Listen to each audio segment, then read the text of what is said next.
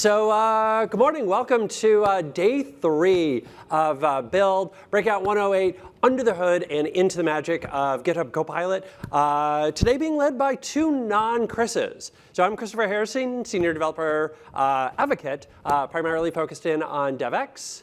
And my name is Christina Entcheva. I'm a Senior Director of Engineering at GitHub, working on Copilot in GitHub.com. And we've got a slide with a couple of headshots here.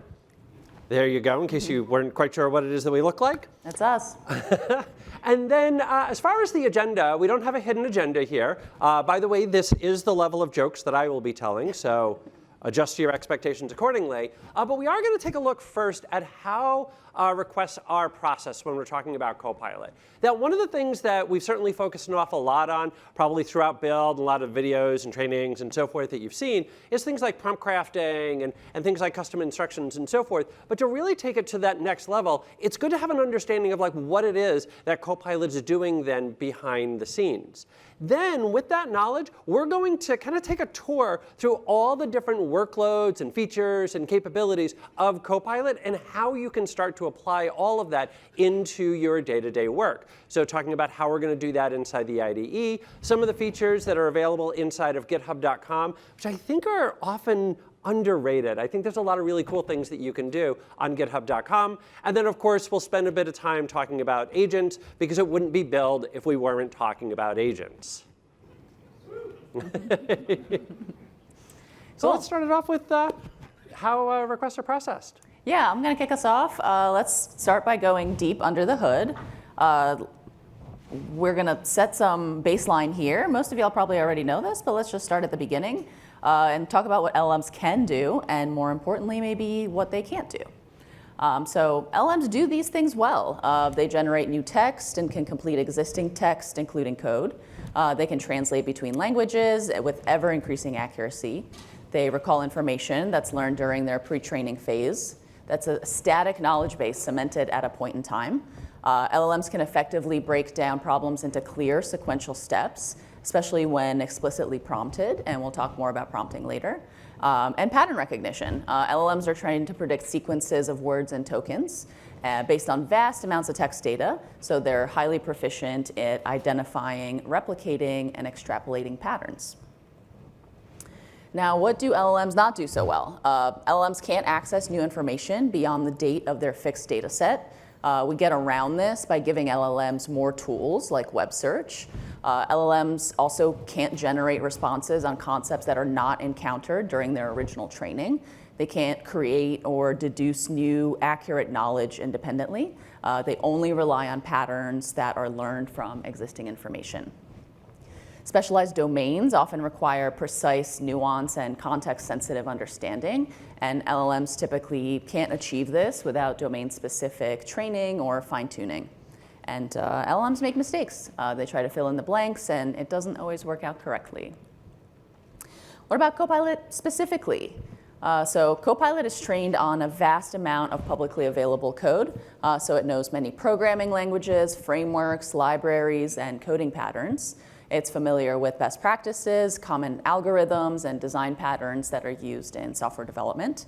Copilot can provide explanations for code snippets, suggest APIs, and generate comments on documentation for your code. It's trained on publicly available data, so Copilot can answer general questions. And we're very focused on quality and safety, so Copilot tries to avoid generating insecure code, and will provide annotations for any detected vulnerabilities. Copilot is designed to also avoid violating ethical or legal standards. What about things that Copilot doesn't do so well?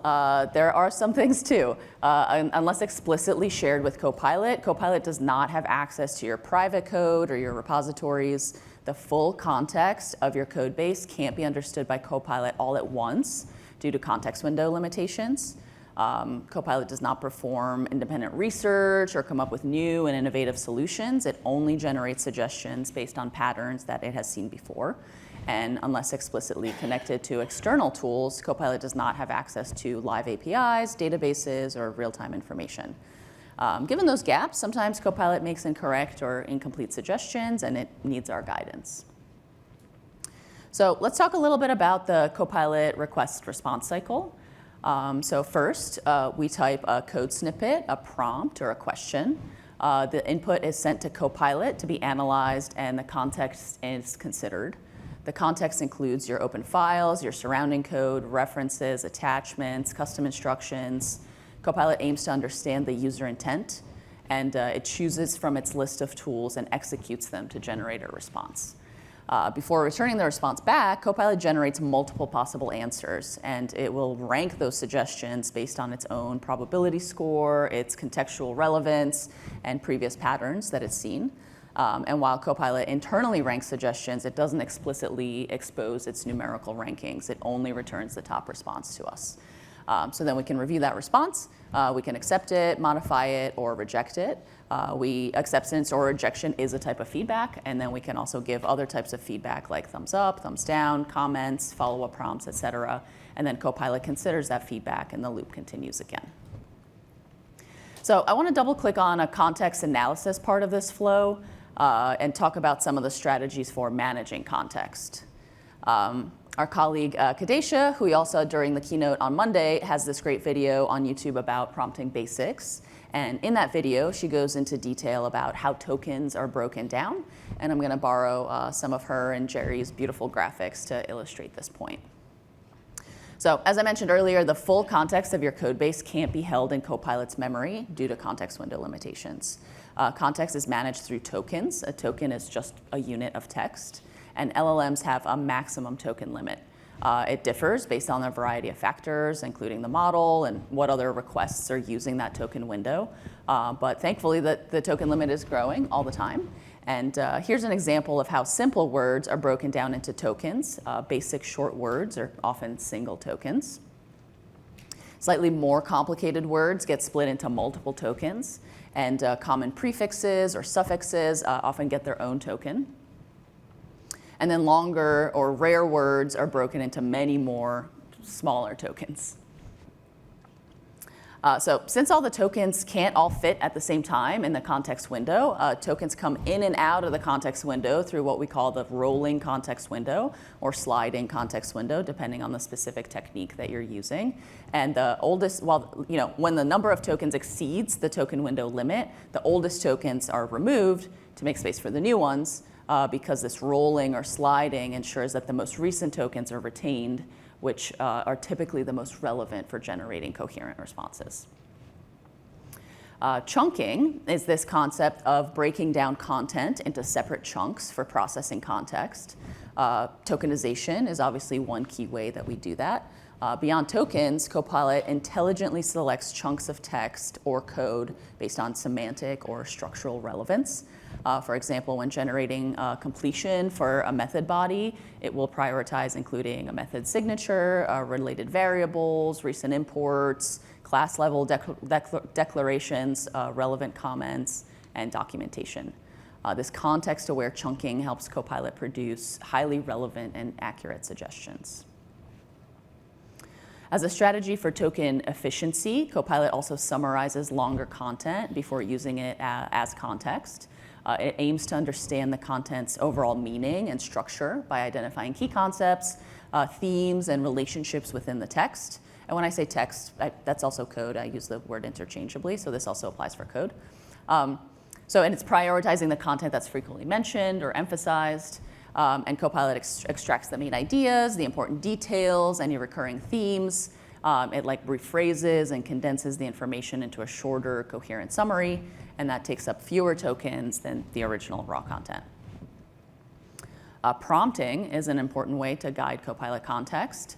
Copilot has safety prompts and system prompts that run on each request. And then you also can add custom prompting to customize Copilot to your specifications via custom instructions. That's something that Christopher is going to show you in just a bit. And Copilot uses all of these context management strategies and creates a plan to execute its tasks. Planning is the process by which Copilot breaks down a complex request into a sequence of steps that's required to fulfill that request.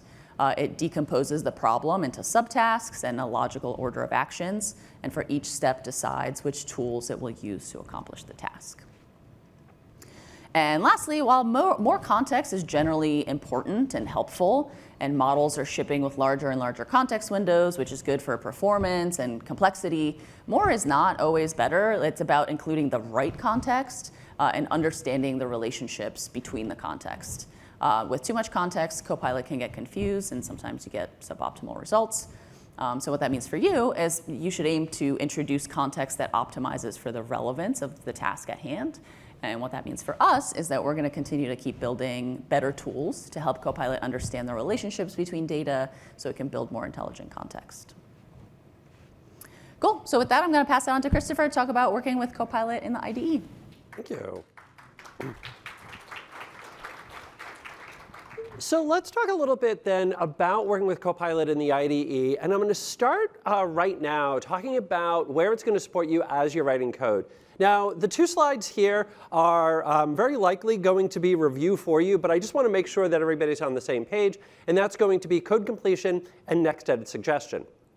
So code completion is there when I go in, I'm typing code, and then Copilot's going to look at what it is that I'm doing and go, oh, I see what you're up to here, and then generate the next line, complete the line, create the next function in the class, or maybe even potentially the rest of the file based on what it is that it sees you doing and the level of confidence that it has in what it is that you are trying to accomplish and how it thinks about that.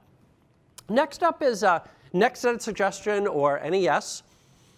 Not that NES.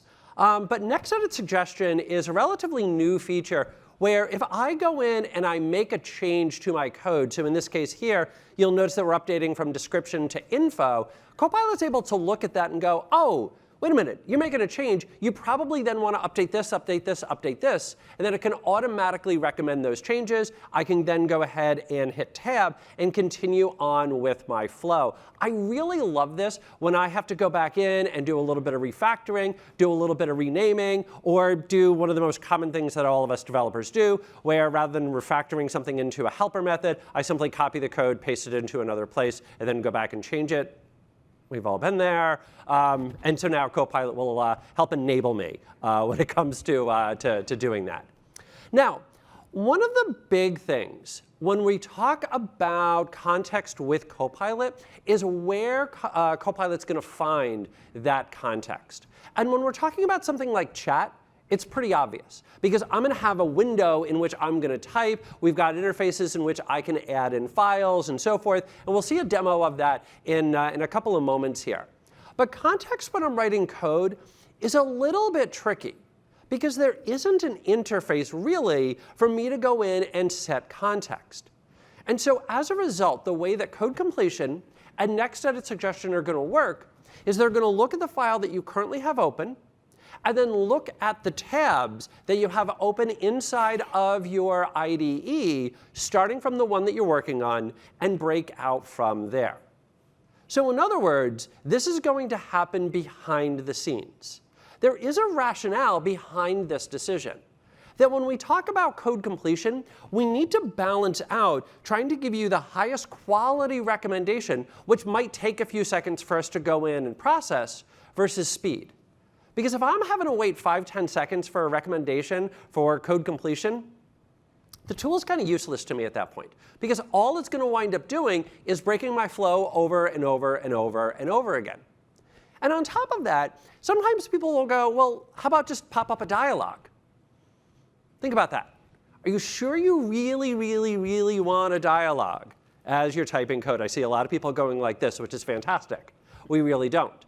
So when this was designed, the decision was made, OK, well, let's try to figure out where we can very quickly find the most relevant context. And let's think about the way that we write code. That if I'm working on, let's say, just a basic web page, and I've got my HTML, and now I need to update the design. Well, I already had the HTML open. Now I'm going to open up the CSS. And now I need to update a little bit of interactivity for it. Then I'm going to go ahead and open up the JavaScript. And so this is a very natural pattern that developers will follow. And so that's what it's going to look for when we are talking about context. And so I can see this in action here. I am on 4. And come on. There we go. Beautiful. OK, so I've got a little Flask blueprint here. And I want to create a brand new set of endpoints for my publishers. And so I go ahead and I hit return a couple of times, and it generates perfectly acceptable code. So it's going to create my brand new blueprint. It's going to add in my route. And that route is going to go out, and it's going to return back my, my list of publishers. Perfectly valid code. But it doesn't follow along with the pattern that I have established. That if I sneak over here, there we go, and I take a look at an existing blueprint that I had, what you're going to notice right up at the very top is I've got a base query. Then if I scroll down into the routes that have been set up there, what I would notice is that we're now going to use that query. And if we need to do any filtering, then we go ahead and we update that base query. Well, that's the pattern that I want to make sure that I follow.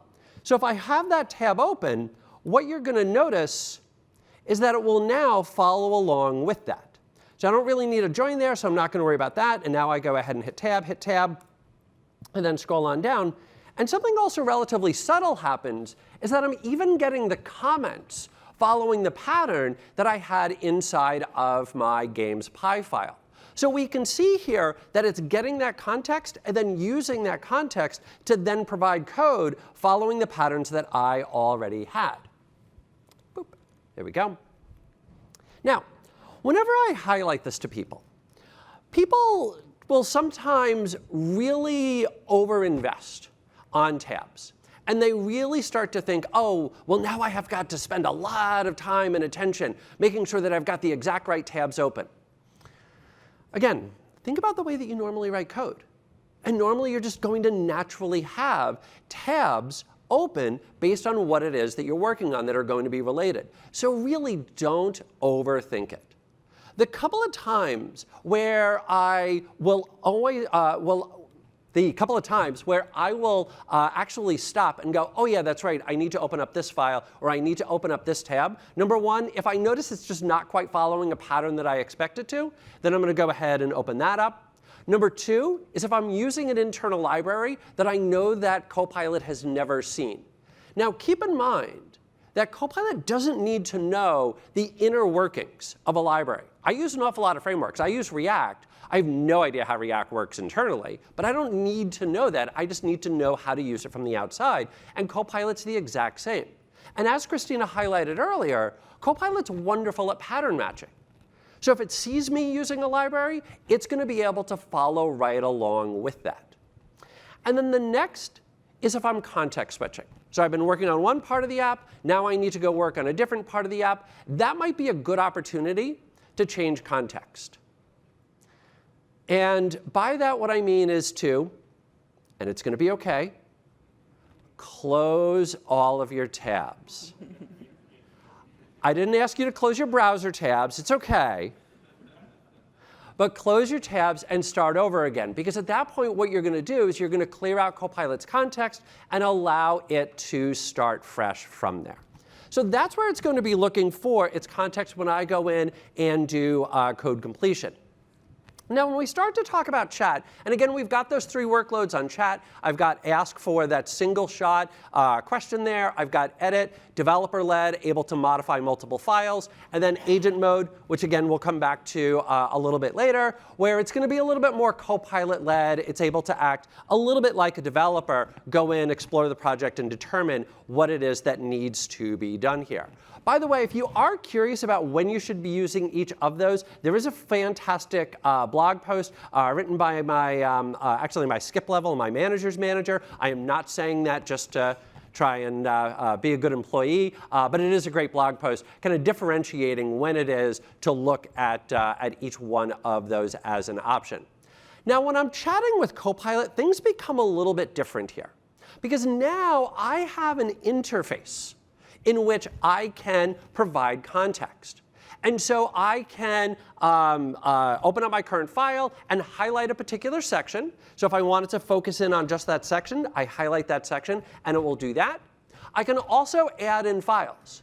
And so I can either hit the little button that says Add Context. I can also use the hashtag or # and add in files that way. And then finally, I also have an ability to utilize @workspace. And I'm going to talk more about @workspace in just a moment. But in a nutshell, what @workspace will do is it will create a real quick index of your current workspace and then use that as the context there.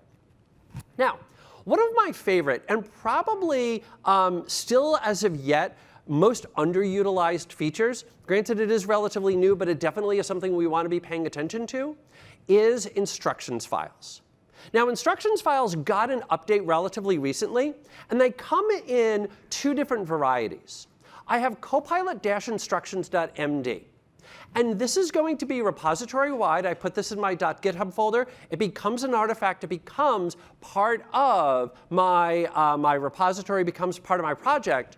And that's going to be considered on every single request that goes to chat.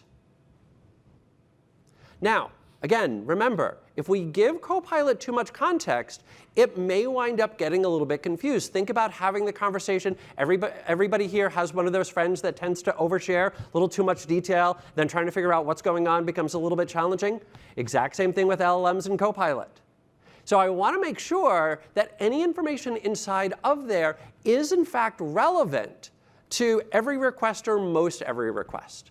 So the recommendation when building that out is going to be any project level information. So give it a little bit of info about your structure. Give it information about the technologies that you're using. And if there's any like global hints that you want to make sure that it understands, go ahead and put that in. So you'll notice that I've got a little bit of an overview here. A couple of other things that you might decide to include. Give an example here. I want that, and I'm on 4. Yeah. There we go. So you'll notice that I've got my available scripts down here. Again, that's going to be project level. But I've also got my coding standards as well. And so I've kept those relatively generic. And so now any time that that goes out to chat, it's going to utilize those instructions that I provided. But I also have now specific instruction files as well. And so in this particular case, I've got Flask endpoint. I've got Python test instructions. And so here, this is now going to be able to be manually added in. So if I go to create a brand new endpoint, now I can add that file in and tell it to use that file and all the information inside of there. You'll notice I can even point to other files as well. So this says, hey, go ahead and use the test instructions.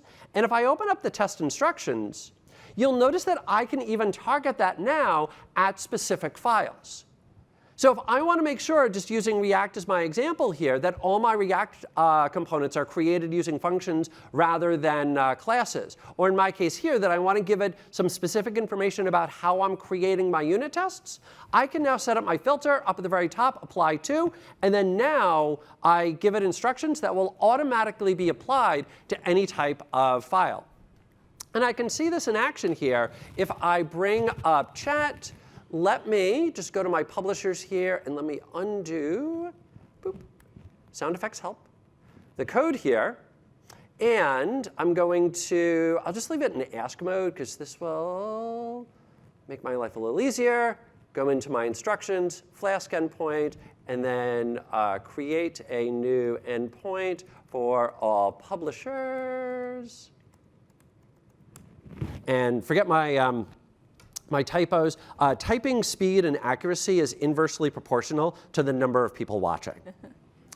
And what I want you to notice here is under my references that it's now grabbing that instructions file and that Python test instructions file. Because again, I'm now referencing that. You'll also notice it grabbed my games.py and my test games.py because again, open up my instructions file, boop, that I can see that I reference that as prototypes. Now, it does take a little bit of work to create those, but this is definitely an investment in the long run because the time that you spend putting that there is really going to help drive improved quality when it comes to your code suggestions. Now, a couple of last closing thoughts here. First of all, on choosing the right model, play and explore. that there isn't necessarily a clear-cut, hey, Claude always does this great, and Gemini always does this great, and GPT always does this great. That very much go in, play, explore. In my experience, people have their own personal favorite models. I have my own personal favorite model. If you watch any of my videos or if you've watched my demos, it's not that hard to figure it out. This is not an endorsement. It's just what I find works for me. About the only one that I'll call out is the thinking or reasoning models that I'll typically reach for those anytime where I just want to ideate. Like I've got a thought, I've got an idea, and I'm looking for information from Copilot about how it is that I might best approach that. Last couple of things, we've already talked about too much context can be detrimental. I want to call out that at workspace. Because again, at workspace is going to create that index of your repository, and people will sometimes think, oh, well, why not just use at workspace on every single chat request? Again, you're going to overwhelm Copilot. So use that judiciously. Use that when you need to go in and search through your project. Use that when maybe I'm asking for an explanation on code, and I want to allow Copilot to look through the rest of my project to maybe find other references and so forth. So I'm using it for specific tasks. I'm not just always blindly adding in that at workspace. OK, and now for GitHub.com. Thank you, Christopher. I know I just leveled up my skills just watching that, so I appreciate it. Let's talk about Copilot and GitHub.com. Yeah, as Christopher said, sometimes a little bit underrated or maybe just hard to discover. So let's just kick it off with talking about key scenarios. From my perspective, Copilot and GitHub.com can be an effective companion to Copilot in the IDE. And there's some specific scenarios that are a great fit for that. Understanding code and code navigation, right? So just like your IDE, you can ask Copilot in GitHub.com to explain code or to suggest improvements. This can be particularly helpful when you're looking at unfamiliar repos by other teams or open source repos.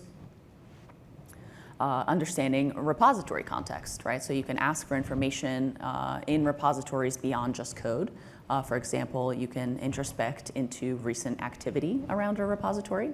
And you can also summarize what a repo is about and how to get started, really like fast tracking your jumpstart with a new repo. Interacting with issues and pull requests is a natural workflow in GitHub.com. You can ask Copilot for information about what a pull request is trying to achieve, or you can catch up on the changes of a pull request, and Copilot will even suggest next steps to start working on open issues. And of course, generating code on GitHub.com is easy to do as well. And one of my favorite use cases is generating code from images. So let's take a look here and take a peek at this wireframe image that I have available. And I want to use this to kind of jumpstart my vibe coding journey of creating an app that's a to-do app. So I'll pop over to Copilot and GitHub.com, Copilot chat. And I'm going to ask it to generate code based on the attached wireframe. I want a React front end, a Go back end, and let's do, add a database, and let's use MySQL for that. And then I have a repo that I would like to upload it to called Productivity Planner. So I'm going to go ahead and pull in my image. I'm going to use GPT-4o. Let's see what happens. You can see here Copilot's planning its response. So it's thinking about what are the steps that it's going to take. Sometimes it shares that information, sometimes not. And let's see how patient we are and see if we're going to wait for this to finish up. I think it can do it. There we go. That's pretty fast, y'all. So you can see that Copilot created a pull request for the requested application. It opened that PR in the repo that I specified. And then if we hop over there, you can see that this is a draft PR that it's working on, and it has kind of a placeholder description that it's put in place that this is the plan. Here's everything that I'm going to do that you asked for. And then this takes a couple of minutes to run, so I would typically let this run and then come back, just like your teammate. They're not going to come up with a PR in 2 seconds, so I'm going to be patient. And then I have an example here that I ran earlier today where Copilot completed this. It implemented front-end React, back-end and Go, as we said, the database, added some tests, which I didn't ask for, but I appreciate quite a bit, TDD for life, and then added some documentation about how that all works, and then some setup instructions. And then if you wanted to take a look, We don't have to go through all of this, but there's 16 files changed, so you can take a look through everything that Copilot did. You can give it a review and ask it to make any changes as needed.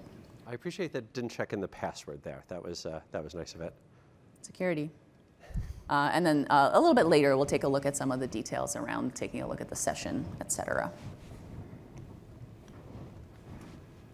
Cool. So before I kick it back over to Christopher, I just want to take a note and just kind of quickly highlight that, from my perspective, we're really living in like a paradigm shift right now that's really beyond just like synchronous inner loop type of workflow where we're allowing Copilot to execute on small, discrete tasks only.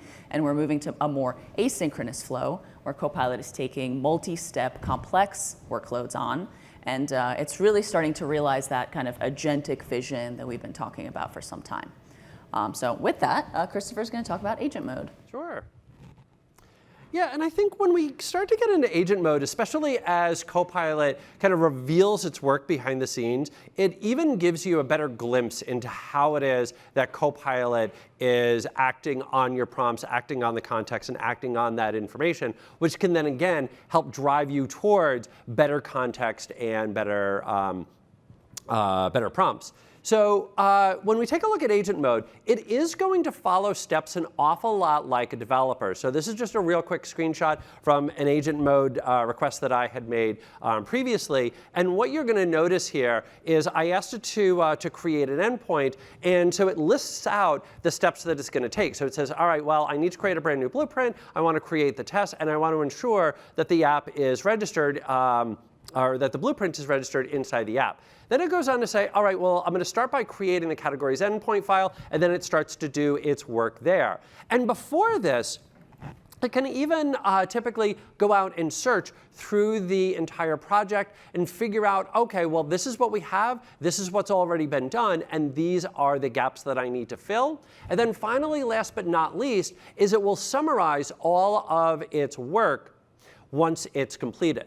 Now, one of the big questions that I'll often get asked is what's the difference between edit mode, which is able to modify multiple files, and agent mode? And the primary difference between the two, A, is sort of the level of, and I'm going to use this word relatively loosely, but like autonomy that Copilot's going to have. That in agent mode, it's able to go out, explore, and determine on its own, oh, OK, this is what needs to be done. Whereas with edit mode, I'm typically going to do a little bit more guiding of it and kind of help point it in the right direction. So I really like to think about it as edit mode is going to be me as the developer leading it. With agent mode, that's going to be a little bit more Copilot leading it. But the main thing I always want to make sure that I highlight here is that as the developer, I am still always in charge. That I want to make sure that I am reviewing my code. I want to make sure that I understand what it is that code is doing, how it is that that code is doing it. That regardless of how much AI we introduce into our development lifecycle, the fundamentals of DevOps do not change. That if I think about how I wrote code before I had access to AI, I'm writing code from memory, I'm copying and pasting from other places, I'm copying and pasting from Stack Overflow, making some changes, hoping it works. Maybe that's just me. So as the developer, I am still always in charge. So again, thinking about the way that we wrote code before AI, we still then had code review. So I'm going to have a peer come in and review my code. I'm going to have linters. I'm going to have security checks. I'm still going to do all of those things to make sure that all my code is written the way that we expect it to be written. None of those fundamentals change when I introduce AI. So that's still going to be my responsibility, my team's responsibility to review all of that code. So even though I might say, hey, that's going to be Copilot driven, it's still going to be me as the developer that is in charge of that. OK, so I'm going to kick off a real quick agent mode here. And come here. All right. And let me close all of my files. So the first thing that I'm going to do when I'm using agent mode is I'm going to add in instructions. One of the biggest, quite frankly, mistakes that I see developers make when they first have access to Copilot is they'll open up a blank file, they'll put in like 2 lines of comments, and they'll look at the code that's generated, and they'll go, well, this is not at all what I wanted. Well, you're right. Because there's an awful lot of context that's missing out of that. That the analogy that I always like to go with is that my partner and I woke up the other day. She says, hey, I want to go out to brunch. Fantastic. Who doesn't love brunch? I recommend a spot. And she goes, you know, been there an awful lot lately. I'm kind of burnt out on it. Want to go somewhere different. And then I recommend another spot. And then she goes, you know, I'm kind of craving waffles. It's fair. Waffles are fantastic. And then I recommended another spot. And that's a normal, just like back and forth conversation. That based on the context that I had, I gave a perfectly valid answer, then she provided a little bit more context. And that might have been information that she had known and just hadn't shared at that point, but it might have also been something that she discovered as we were going back and forth. But the TLDR out of all of that is, again, that context matters. And so Copilot, when it gives you something that you weren't quite expecting, oftentimes it's just because it's lacking that bit of context. So when I go in and I want to create some brand new endpoints, I want them done in a particular way. Tell Copilot that. Don't be cute about it. Don't be, well, passive-aggressive about it. Tell Copilot, hey, this is what I want done. This is how I want it done. So I've got my instructions file here. And so I'm going to add that in. And I'm going to say, hey, add a filter feature for the site to allow people to filter by publisher and category, create dropdowns, create tests and run them, and whatever else it is that you might want to add in there. And that will kind of kick things off. And this is going to take, sadly,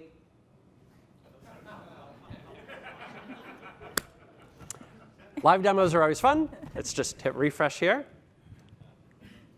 Take 2.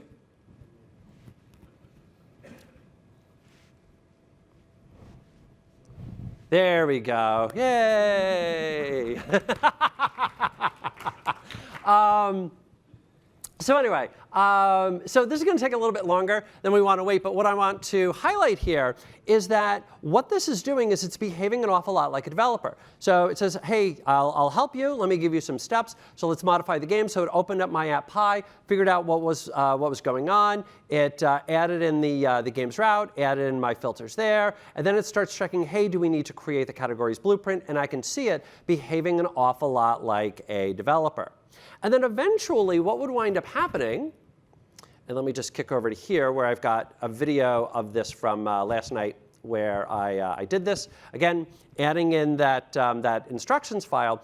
And the real takeaways that I want you to get here, let's scrub to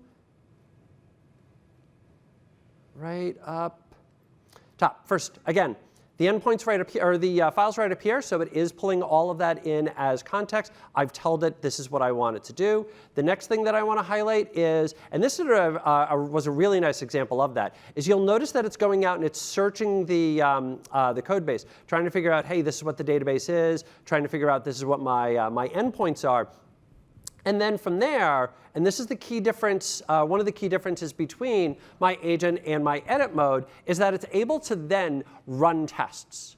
And sadly, my tests actually worked the first time, which is always a little bit disappointing when I'm doing this type of a demo, one of the rare times when I want something to fail. Because what it can do is realize, hey, something failed, and then be able to fix that right here inside of my session. And then it will eventually finish out. And then I can see, voila, it did add in the feature there. Cool. All right. Let's see, did it actually get to a point? Nope, it's still working, and I'm just going to leave that right there. OK. Come on. All right. Next up is MCP servers. By the way, this is not Microsoft Certified Professional, but rather Model Context Protocol. And MCP is going to allow me to access external services. So one of the things that Christina was talking about is that LLMs by themselves don't have the ability to go out and search the interwebs and find information on the fly. But with MCP, I can now allow Copilot to begin to interact with the outside world. And so it can then start to work with GitHub, it can work with Playwright, it can work with Figma, it can work with really a whole bunch of various services that are now out there. If you want to see a full diagram of all of that, there you go. Memorize that. There's going to be a quiz on that in just a few minutes. But let's get in and take a look at a real quick example of how I might use an MCP server. OK. And I'm going to just undo all of this because I just want a fresh system. Thank you. And create a brand new chat here. OK. So first things first, on my MCP server, let's open this up. MCP.json. You'll notice that I've got GitHub registered down below. Now, in order for my MCP server to do something on my behalf on GitHub, it needs to have a credential with which to do that. And so I could set that up by using a custom personal access token and then specify that there. You'll notice the way that I've set this up is it's going to prompt me for that and then store that securely locally. Do not put your password into there. Your security tip for the day, storing usernames and passwords in clear text on public repos is generally speaking a bad idea. Tip from me to you. Go with me on that one. And so now what I can do, all with the help of Copilot, is say, hey, create an issue on, and what did I call my repository? Here we go. Actually, I'm going to do it that way. On there, for adding filter features to the site, for filtering by category and publisher, and hit go. And so now what this is going to do is it's going to look at that request. It's going to figure out, hey, we've got the MCP server. And moving your mouse makes it go faster. Am I going to need to restart my MCP server? It looked like it was. OK, it found it. That's good. One of the things that you can do with MCP servers, and the Azure one does this when you add it in, that VS Code will actually prompt you, hey, do you want to add this into your instructions file? It's not a bad idea at all to do that. Again, don't be cute. That if you know that you've got something and you know what you want Copilot to see it, tell Copilot. So if you know that you've got an MCP server, then you can go ahead and just register that inside your Copilot instructions after, of course, you register that in your MCP JSON. So what I can see is here is the full JSON of everything that it's going to create for me. And because of the fact that this is going to operate on my behalf, this is using the token that I gave it, I want to make sure that it's going to do something properly. So I will, by default, always be prompted before it's going to call out to that service. I do on the dropdown have always allow. Generally speaking, not going to be a great idea, especially if it's going to be making changes like this. But what I can do is just allow it for the single time, let it create my issue, and then move the mouse. Beautiful. It ran that. And now, if I sneak over here to my issues, I can see that issue created. And this is one of the things that I love, and this is sort of the magic of the LLM, is I added in one sentence, and it generated all of that. So if you're anything like me, and I know I am, a lot of times I'll have a great idea, but if I leave it there for about like 5 seconds, it's now gone. So this allows me to real quick just log that, have it create the issue, and now I can go back to it later on, but stay in the flow for right now. Cool. And now, let's talk about Coding Agent. Thanks, Christopher. Love that. So as I'm sure y'all saw, this week we launched the Copilot Coding Agent, and now Copilot is a member of your team. I think you're seeing that now. You can assign issues to Copilot and have it work on pull requests collaboratively with you, just like you work with your teammates on GitHub. You can give Copilot a task to work on in the background, and Copilot works in a draft pull request where you can track its progress. And Copilot will ping you when it's ready for a review, and you can check its work.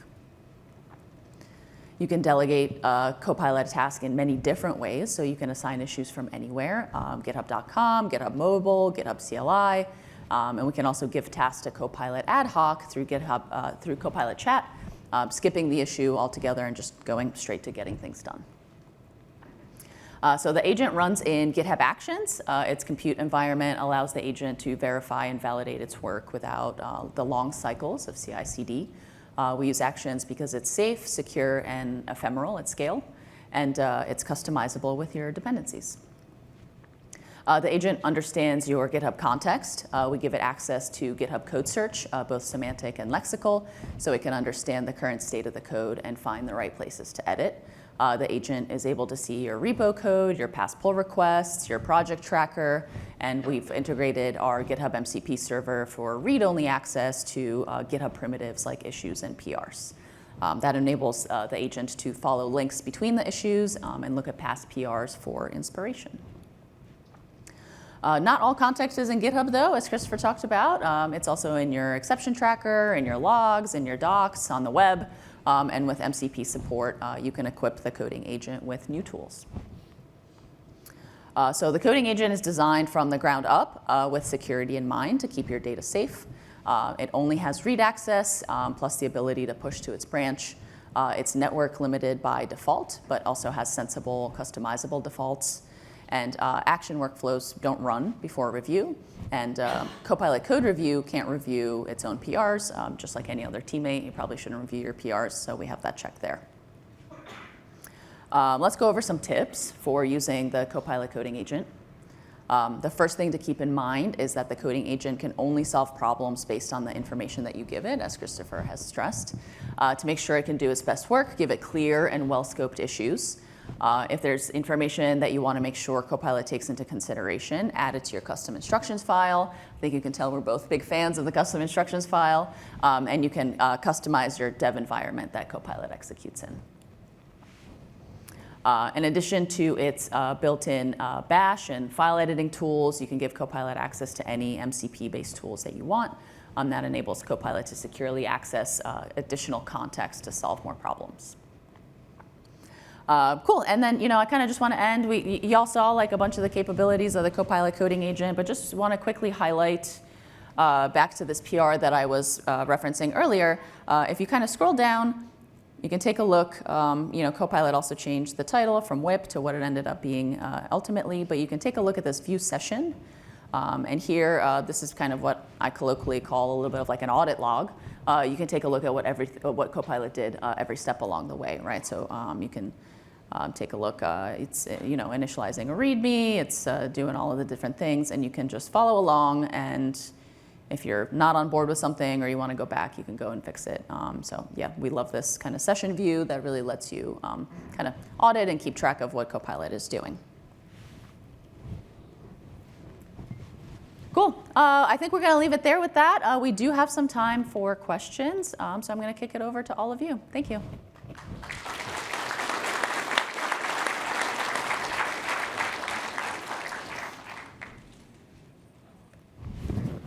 So we've already started using this. We started using this morning, so really appreciate the feature set. Yeah. First problem we ran into, and this is maybe not unique to us. We have multiple platforms in different repositories. And so what would be your suggested strategy for giving context about the different repositories and the integrations between them?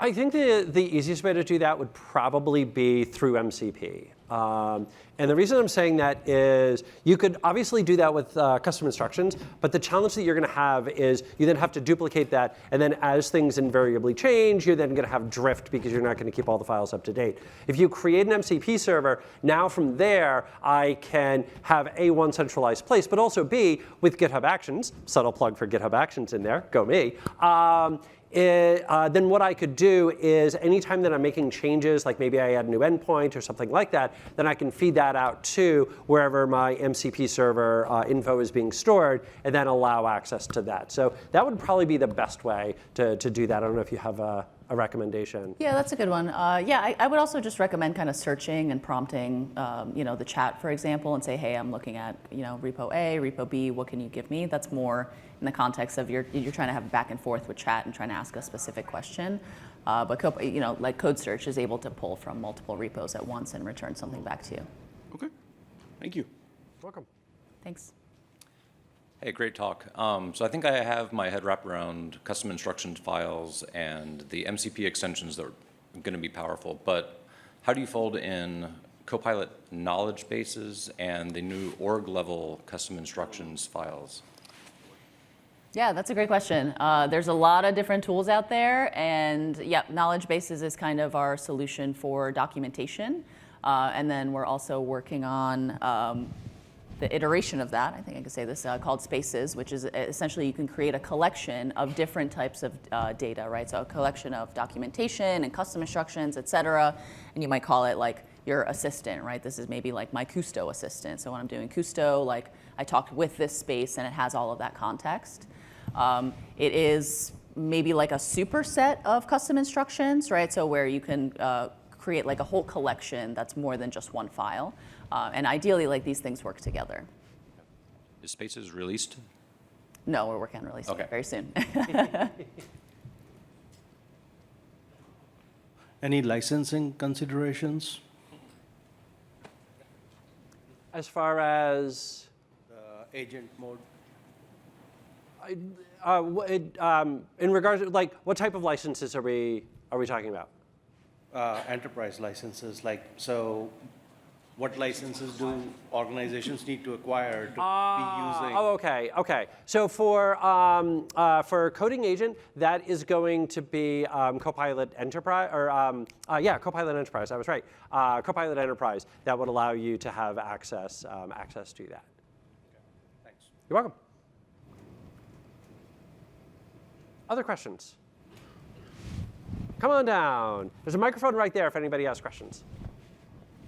Okay, first of all, you have changed the diagram that you showed in the slide. I was just trying to take a snapshot of it. So it was quickly changed. Okay. The MCP one, right? Yeah. Yeah, we'll get that back up for you. I got it. Nice. Oh, no. Not this one. I'll let you take That was a Yeah. detailed one. I know exactly which one you're talking about.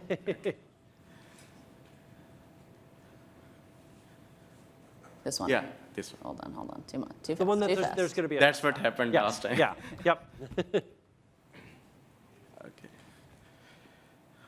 My friend will take the snapshot, so I'm not worried. The other thing was I'm a little bit confused while we are getting all the keynotes and sessions. Like, is there any criteria to choose which LLM model I want to choose in GitHub Copilot, or is it just a user preference? Like, if I want to use GPT-4 or Claude or whatever, like, what's the criteria behind it? At least for me, and I think Christina's the same, but Christina will obviously correct me otherwise, is at least for me, I don't really have a strong opinion on one model or another, that I will use the thinking or reasoning ones when, again, I'm just trying to do some level of ideation, like, hey, I've got this project, I think this is what I want to do. Can you just like help talk me through it? Like I would use it a bit more like rubber duck or a bit more ephemeral or ethereal, some word like that that's really fancy that I just can't pull out right now.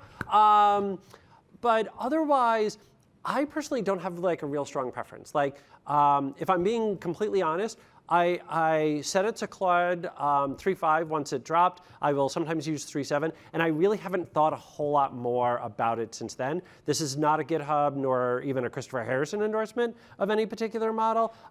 So like my advice, honestly, is just to kind of play and explore. So if you try something, you don't get quite the response that you're looking for, take a look at your prompt, take a look at your context, and then maybe try a different model. I don't know if you have.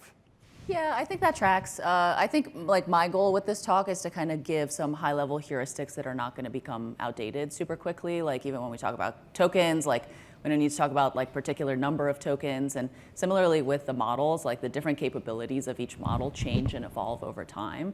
So it's hard to say like, for X, use this model, for Y, use that model. I would say like play around and try it. I think it depends on the task you're trying to do. I think it depends on your code base, the language that you're writing with. So I would say do like a little bit of trial and error.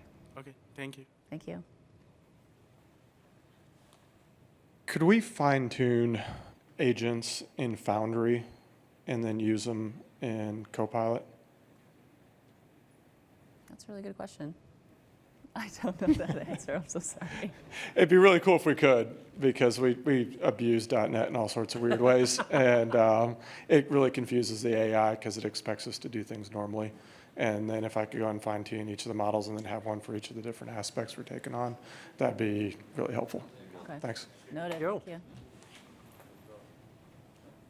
Thank you. The tip of closing the tabs to decrease the context is a very good one, but is there a way that I can tell Copilot, look, this file is off limits, you can look at it, but don't change it, because it's very aggressive. It wants to make changes everywhere. You can exclude files at the repository level, but that's going to tell Copilot not to consider them at all. You might be able to do that with like a comment, like put a comment at the top of the file, like saying, "Hey, Copilot, don't use this." But that would be, and you're about to tell me that you tried that and it didn't work. Yeah, I tried that. Yeah, I put like okay. the equivalent of like a pragma Copilot ignore. Yeah. Don't touch anything. But it says, yeah, I see it. It's going to mess with it. Do you have any? Yeah, I think it's best effort, put it in the custom instructions. Yeah. You're right, the content exclusions, it won't even just look at it. Yeah. It'll get better over time. Yeah. Hi. Yeah, most of our team's still pretty new to using it, and all the language and consideration so far is like GitHub focused, but most of our repos are Azure DevOps and like all of the surrounding infrastructure around it. So just a naive question, do we, like if everything you said plugged in Azure DevOps repos and all the associated like naming conventions there, is there feature parity? Do we need to worry about that? Yeah, I wouldn't think about it as feature parity. I think that you can take some of the content out, right? So if you're in ASDO and you can pull something into a issue and then do the work that you want to do there with Copilot and like bring it back, I think that's some of the like workarounds that we share with folks. So if that's what you're talking about, yeah, I think that you can expect that you would get kind of the same thing, that we want to pull it back. But I'm not aware of like a roadmap to like bring feature parity to ASDO like with these features, if that's what you're asking. Okay, so like for example, like the coding agent assignment and stuff like that, that's still GitHub for now? Correct, yeah. Okay, thank you. Thanks. Hi, good morning. So you now have the coding assistant, coding agent. I'm sure there's going to be a lot of refinement coming in to make those better. I just wanted to ask about future state. What are you thinking about next for the product, or where does the product kind of go from here as you go towards a true north of agents and autonomous, et cetera? Thank you. Sure. Yeah. Do you mean Copilot overall or the coding agent specifically? I would say both. Like, how do you see the product continuing to evolve, and then specifically the agentic function?